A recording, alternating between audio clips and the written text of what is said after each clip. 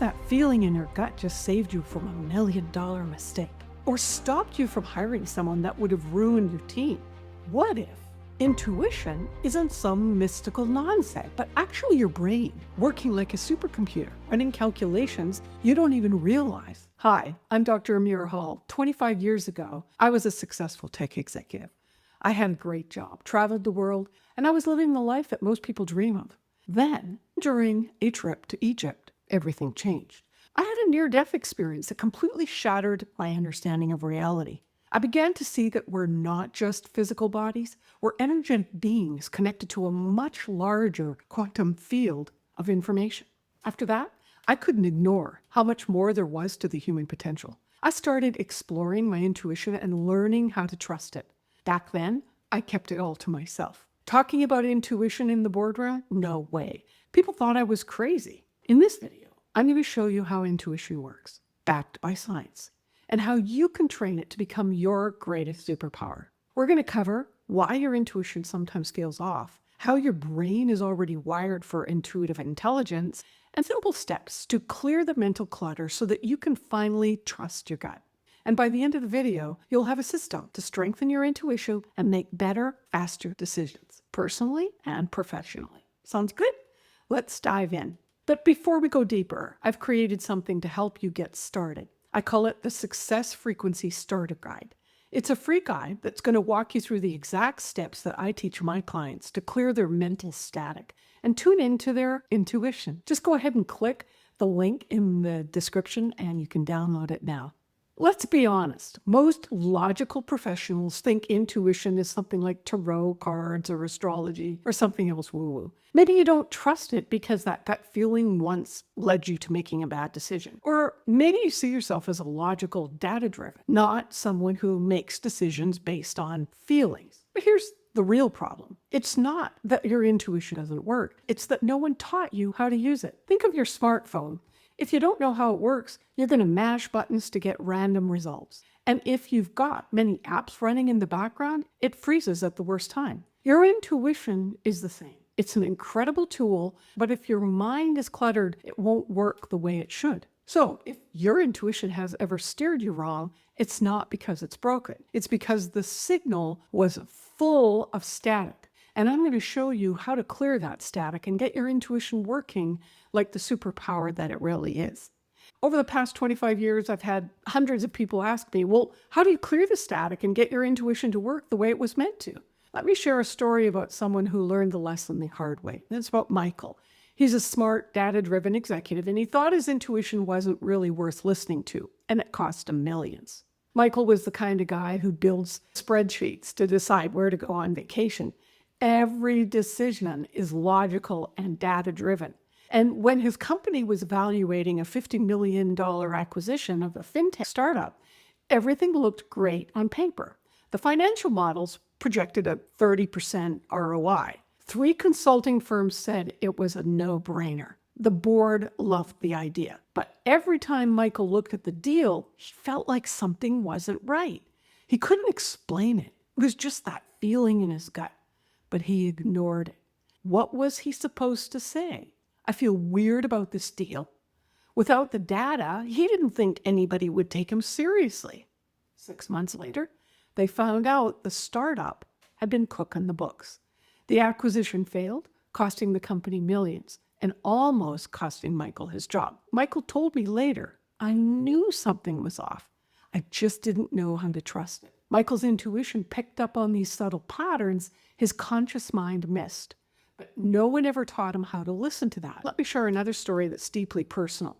A number of years ago, my dear friend called me up with some terrifying news. Kathy's OBGYN discovered a tumor on one of her ovaries, and it was a grapefruit size. The doctors insisted on emergency hysterectomy because they were almost certain it was cancerous. For an entire week, I paced the floor, losing sleep, night and day, wrestling with what I was feeling. Something wasn't adding up. My intuition was screaming at me that this diagnosis wasn't right.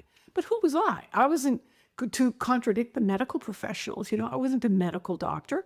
Kathy was a longtime student of mine, and I suggested we do the quantum healing work together. She trusted me, so we started to do the work. And 10 days later, A second MRA showed that her tumor had shrunk dramatically, from the size of a grapefruit to the size of a small lemon. And the doctors were really confused, but I wasn't. My intuition combined with the focused healing had triggered her body's innate ability to shift. When the doctors performed the surgery, they found no cancer at all.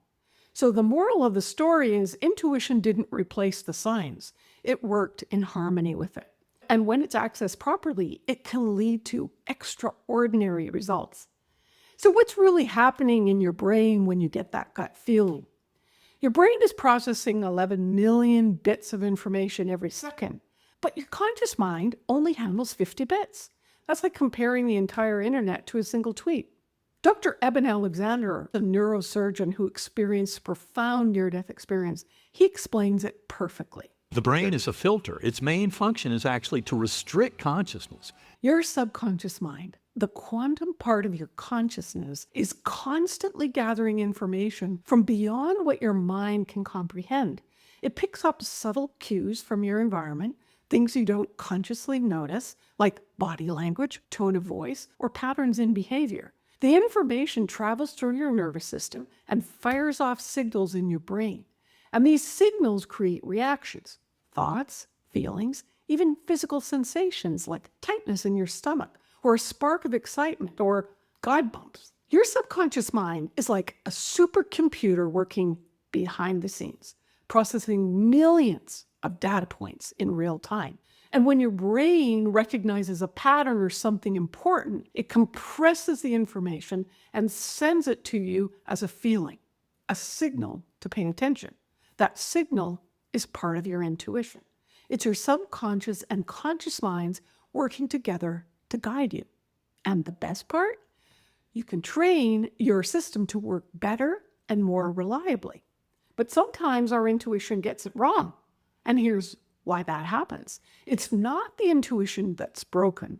The signal is getting blocked. Your deeper mind is always picking up information, but fears, old hurts, and beliefs can filter out these signals. And your brain's creating pathways that block intuitive information when it doesn't match what it already believes. And that's why someone ignores a gut feeling about a bad business deal. The spreadsheets look good, so they override their intuition. Dr. Andrew Huberman, a Stanford neuroscientist, explains it like this.